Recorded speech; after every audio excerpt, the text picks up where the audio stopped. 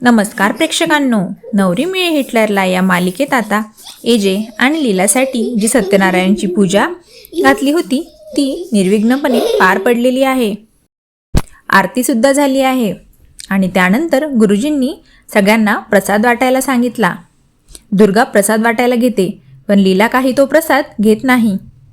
कारण श्वेताने सांगितल्याप्रमाणे लीलाने निर्जळी उपवास केलेला असतो आणि जसं की श्वेताने सांगितलेलं असतं की हे तिने कोणालाही सांगू नये, त्यामुळे लीला कोणालाच त्याचं कारण सांगत नाही आणि प्रसाद घ्यायला नाही म्हणते. आजीसुद्धा लीलाला म्हणतात की लीला प्रसादाला नाही म्हणू नये, पण ती काही घेत नाही. यावर एजी खूप चिडतात आणि रागारागाने त्यांच्या रूममध्ये निघून जातात.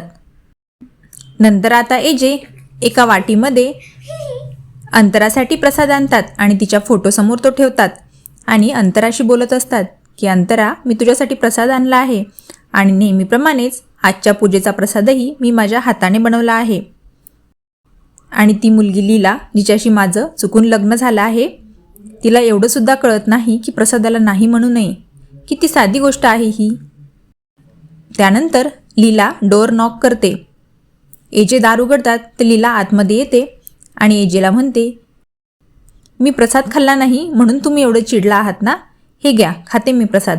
आणि ती अंतरासाठी ठेवलेला प्रसाद स्वतः खाते.